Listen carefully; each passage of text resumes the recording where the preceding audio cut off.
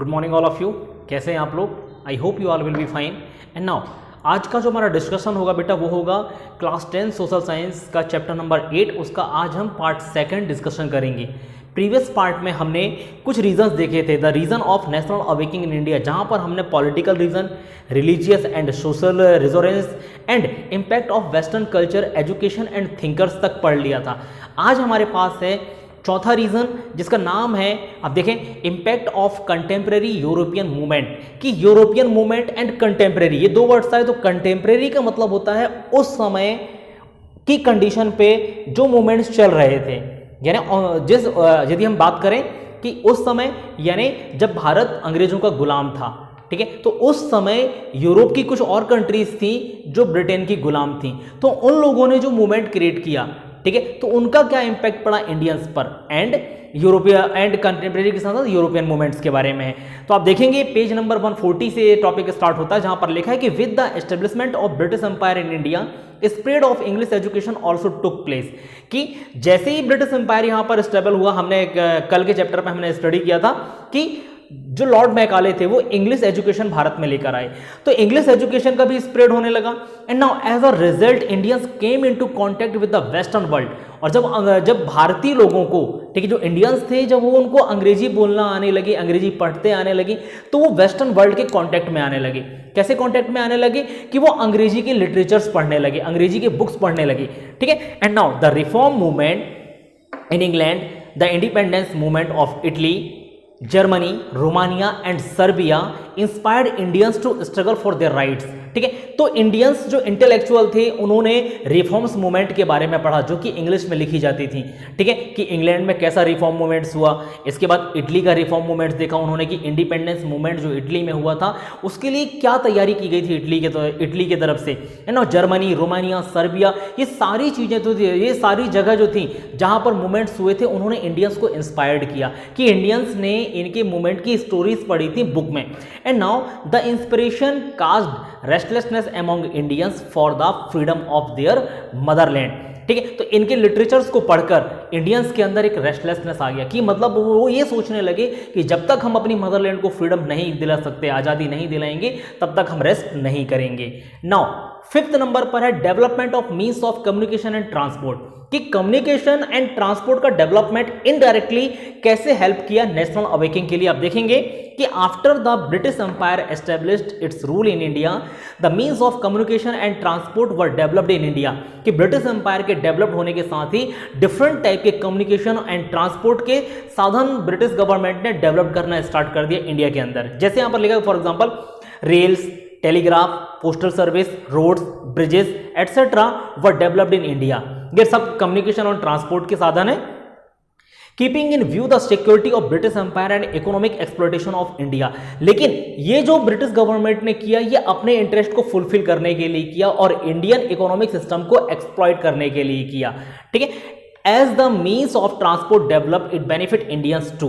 कि जैसे transport developed हुआ तो वो इनडायरेक्टली इंडियंस के लिए भी बेनिफिशियल का काम किया। कैसे? यहां पर लिखा था movement and transport of goods become easier. Transport की फैसिलिटीज बढ़ने से जो उनका मूवमेंट था इंडियंस का और जो ट्रांसपोर्टेशन था, ठीक है, वो इजी हो गया। कैसे? कि which result in exchange of ideas and establishment of communication. कि आइडियाज को एक्सचेंज करना, एक जगह से दूसरे जगह पहुंचाना, कम्युनिकेशन करना दूसरे लोगों से, अदर स्टेट के लोगों से, इंडियंस के लिए इजी हो गया। And now therefore the development of transport and communication system indirectly help the Indian to unite in one bond। कि ये इंडियंस को एक बॉन्ड में यूनाइट करने में इनडायरेक्टली हेल्पफुल हुआ ट्रांसपोर्ट और कम्युनिकेशन का डेवलपमेंट, जो कि ब्रिटिश गवर्नमेंट ने अपने इंटरेस्ट को फुलफिल करने के लिए किया था। नाउ 6 नंबर पर देखेंगे आप, जहां पर है impact of ancient Indian culture. कि एंशिएंट इंडियन कल्चर की, प्राचीन भारतीय सभ्यता का क्या इंपैक्ट पड़ा इंडियंस पर। ठीक है, कि लिखा कि in the 19th century there was a search for ancient Indian literature with the help of Indian and Western scholar many important books were translated in English from Sanskrit। कि ancient book जो थी Indians की, ठीक है, उनको search किया गया, books को ढूंढा गया कि क्या था ancient Indian literature, ancient Indian culture के लिटरेचर में। ठीक है, बहुत सारी बुक्स का इंग्लिश में ट्रांसलेट किया गया जो संस्कृत में थी। And now the scholars like Max Muller, William Jones, Haraprasad Shastri, Ramakrishna Gopal Bhandarkar, Rajendra Lal Mitra, Mahadev Govind Ranade wrote many books on subject of Indian culture and literature. कि ये जो सोशल रिफॉर्मर्स थे, चाहे वो बाहर के हों, फॉरेन कंट्रीज के हों, चाहे इंडियंस के हों, ठीक है, इन्होंने इंडियन कल्चर से रिलेटेड बहुत सारे लिटरेचर्स लिखे थे। And this writing made a great impact on Indian mind set, ठीक है। और ये जो राइटिंग वर्क था, जब लोगों ने इनके लिखे हुए लिटरेचर को पढ़ा, ठीक है, तो उन्होंने एक ग्रेट इम्पैक्ट डाला, एक बहुत भारी इम्पैक्ट डाल दिया इंडियंस के माइंड पर कि हम कैसे अंग्रेजों के गुलाम रह सकते हैं, ठीक है, हमको फ्रीडम के लिए कुछ करना चाहिए। And now it developed a high self confidence and self esteem among Indians. तो ये हाई सेल्फ कॉन्फिडेंस की अपने अंदर एक लोगों को एक कॉन्फिडेंस नजर आने लगा कि हम क्यों नहीं लड़ सकते हैं ब्रिटिश गवर्नमेंट से, हम लड़ेंगे और हम फ्रीडम को गेन करेंगे। तो ये एक कॉन्फिडेंस था जो कि लिटरेचर्स को पढ़ने के बाद लोगों के अंदर आने लगा। 7वें नंबर पर है इंडियन न्यूज़पेपर एंड लिटरेचर। अब न्यूज़पेपर और लिटरेचर, इंडियन लिटरेचर के बारे में लिखा है यहाँ पर कि देखिए, यहाँ पर लिखा है कि newspaper and Indian literature contribute a great deal in the national awakening. The writing of Bankim Chandra Chatterjee, Dinabandhu Mitra, Bharatendu Harishchandra, D.L. Roy and Rabindranath Thakur had a very important role in national awakening. Anand Math, written by Bankim Chandra Chatterjee, and its song Vande Mataram become the source of inspiration for the youngster of the country. की जो press और written work जो था वो एक inspiration का काम कर दिया। जैसे कि यहां पर एक एग्जांपल दिया कि बंकिम चंद्र चटर्जी ने आनंद मठ लिखा था और उसमें एक गाना था वंदे मातरम, ठीक है। तो वंदे मातरम ने लोगों को इतना ज्यादा इंस्पायर्ड किया कि लोग फ्रीडम के लिए तरसने लगे, फ्रीडम के लिए लड़ने को तैयार हो गए, मरने के लिए तैयार हो गए, ठीक है। तो ये एक इंस्पिरेशन डालने का काम था। अब नीचे वाले पैराग्राफ में देखेंगे जहां पर लिखा है कि आनंद मठ depicted the political and economic shortcomings of British rule. कि आनंद मठ में क्या चीजों को डिपिक्ट किया गया, लिखा गया था, या डिपिक्टेड का मतलब होता है खुलासा करना, ठीक है। तो उसमें ब्रिटिश गवर्नमेंट की जो शॉर्टकमिंग्स थी, यानी कमियां थी ब्रिटिश रूल की, like political and economic shortcomings, ठीक है, उनको लिखा गया था। एंड नाउ द प्ले का मतलब होता है नाटक। जैसे आप थिएटर्स देखते होंगे, नाटक देखते होंगे, मंच के ऊपर नाटक किया जाता है, ठीक है। तो द प्ले नील दर्पण, नील दर्पण नाम का एक प्ले था जिसको रिटर्न किया था दीनबंधु मित्र ने, ठीक है। तो यहां पर लिखा है कि the play Nil Darpan written by Dinabandhu Mitra express the exploitation and suffering meted out the labour working in indigo farm. नील यानी आप जानते हैं कपड़ों में जो नील किया जाता है, नीले कलर का होता है, उसकी खेती की जाती थी उस समय इंडिगो फॉर्म। इंडिगो का मतलब भी नील होता है। तो इंडिगो फॉर्म में जो फार्मर्स थे, जो किसान थे काम करने वाले, उनको ब्रिटिश गवर्नमेंट ने किस तरीके से एक्सप्लॉइट किया था, ये दीनबंधु मित्र का जो नाटक था नील दर्पण, उस पर दिखाया गया। तो लोगों को समझ में ये आया, जो नाटक देखने वाले थे, कि ब्रिटिश गवर्नमेंट इंडियंस को किस तरीके से एक्सप्लॉइट कर रही है।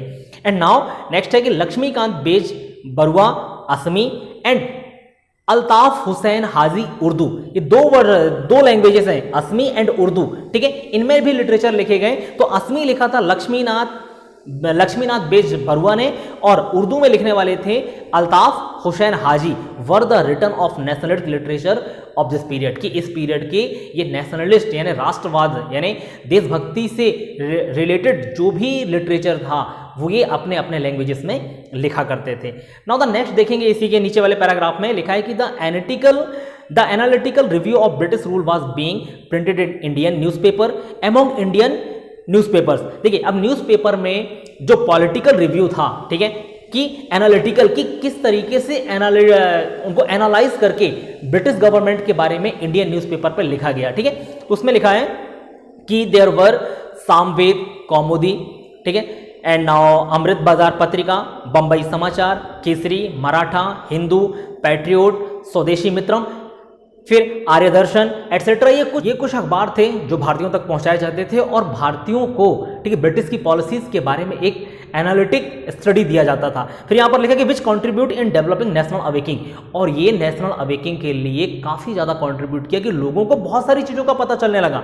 And now press developed Indian consciousness and gave political teaching to Indian. और प्रेस का एक और काम लिखा है यहां पर कि इंडियन डेवलप्ड इंडियन कॉन्शियसनेस यानी चेतना, भारतीय लोग, जो कि अपन ने पहले भी पढ़ा था प्रीवियस क्लास में कि गहरी नींद से जगाने का काम किया, ठीक है। तो कॉन्शियसनेस लेकर आए और साथ में पॉलिटिकल टीचिंग्स इंडियंस को मिलने लगी। पॉलिटिकल टीचिंग्स मिलने का लाभ ये हुआ कि इंडियंस पॉलिटिकल अवेयर होने लगे कि ब्रिटिश की पॉलिसीज क्या है, कौन सी पॉलिसी अच्छी है, कौन सी पॉलिसीज खराब है, और ब्रिटिश किस तरह लोगों को एक्सप्लॉइट कर रहे हैं, ये सारी चीजों का नॉलेज लोगों को प्रेस के द्वारा होने लगा। नाउ द 8th नंबर आप देखें, the British policy of economic exploitation की। अब देखेंगे आपकी इकोनॉमिकली ब्रिटिश ने किस तरीके से इंडियंस को एक्सप्लॉइट किया या इंडियन इकोनॉमी को एक्सप्लॉइट किया। ठीक है, यहां पर देखिए लिखा है कि dissatisfaction arise from the economic exploitation, कि इकोनॉमिक एक्सप्लॉइटेशन से इंडियंस के अंदर एक डिससैटिस्फैक्शन आया। अब देखते हैं कि कैसे इकोनॉमिक एक्सप्लॉइटेशन हुआ था, कि लिखा है कि with the establishment of British empire and the industrial revolution in England, Indian cottage industry suffered a blow. ठीक है, कि इंग्लैंड के अंदर एक इंडस्ट्रियल रिवॉल्यूशन हुआ, एक औद्योगिक क्रांति हुई, और इनका जो एम्पायर था, ठीक है, उन्होंने कॉटेज इंडस्ट्री को, कि इंडियन में यदि हम देखें प्रीवियस इन एंशिएंट टाइम पे, तो cottage industry is the backbone of Indian economy.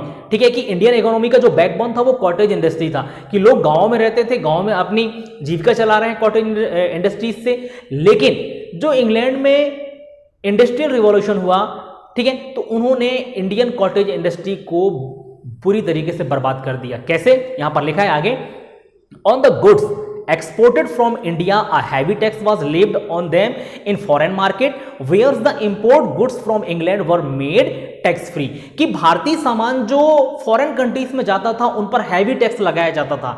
लेकिन वहीं पर जो ब्रिटिश गवर्नमेंट थी, यदि ब्रिटेन या लंदन से कोई सामान लेकर आ रही है, इंपोर्ट करवा रही है इंडिया के अंदर, तो उनको उन्होंने टैक्स फ्री कर दिया। इससे क्या हुआ कि भारतीय सामान जो था, ठीक है, जब ये एक्सपोर्ट होता था फॉरेन कंट्रीज में, तो जो हैवी टैक्स लगने की वजह से वो प्रॉफिट जनरेट नहीं कर पा रहे थे, और ब्रिटिश गवर्नमेंट यहां आकर पूरा प्रॉफिट कमा रही थी। ठीक है, तो यहां पर यही लिखा है कि from tax free to sell in the Indian market, this made this the money flow out of India and stabilised the economy.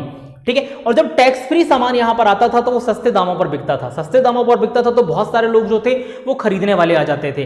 ठीक है, तो जो पैसा था भारत का वो फ्लो करने लगा फॉरेन कंट्रीज की तरफ। ठीक है, and now this dropped the Indians to struggle against the economic slavery.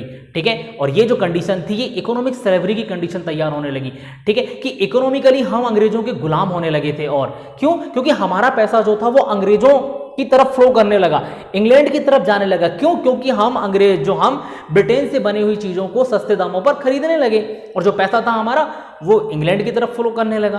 तो ये था economic exploitation. And now 9 number पर आप देखें, the policy of racial discrimination.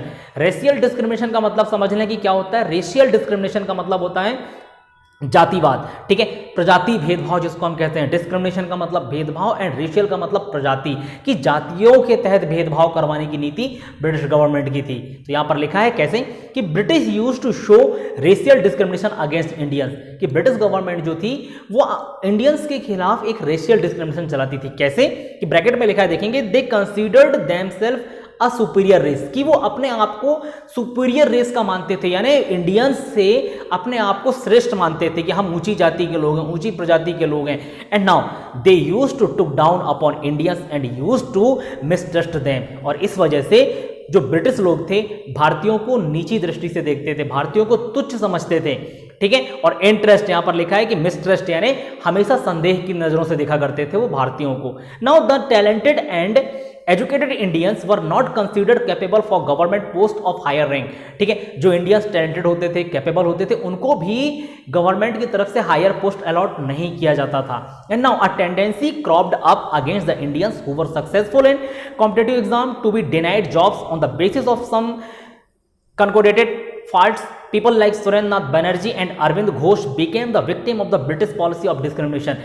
इस डिस्क्रिमिनेशन की वजह से जो इंटेलेक्चुअल और पढ़े लिखे इंडियंस थे, जिन्होंने इवन कॉम्पिटिटिव एग्जाम भी क्रैक किया, उनको भी हायर पोस्ट अलॉट नहीं किया गया। लाइक यहाँ पर 2 नाम दिए, Surendranath Banerjee and Arvind Ghosh, of the victim of this discrimination policy, कि सुरेंद्रनाथ बनर्जी पहले इंडियंस थे जिन्होंने यूपीएससी का एग्जाम क्रैक किया था। ठीक है, उसके बाद अरविंद घोष ने भी एग्जाम क्रैक किया, लेकिन उनको हायर पोस्ट पर अलॉटमेंट नहीं दिया गया। कुछ कंकोडेटेड फॉल्ट्स, यानी कुछ ना कुछ फॉल्ट्स निकालकर उनको हायर पोस्ट देने से मना कर दिया गया। तो ये रेशियल पॉलिसीज थी और यहाँ पर हमने डिफरेंट टाइप के रीजन पढ़े जो कि इंडियन अवेकिंग के लिए रिस्पॉन्सिबल थे। ठीक है, नेक्स्ट क्लास में हम इल्बर्ट बिल के बारे में स्टडी करेंगे और साथ में हम स्टडी करेंगे political organisation prior to the establishment of Indian National Congress की इंडियन नेशनल कांग्रेस के बनने से पहले और कौन कौन से पॉलिटिकल ऑर्गेनाइजेशन थे जो इंडिया के अंदर स्टेबल हुए। ठीक है, आज के लिए बस इतना ही। Thank you so much.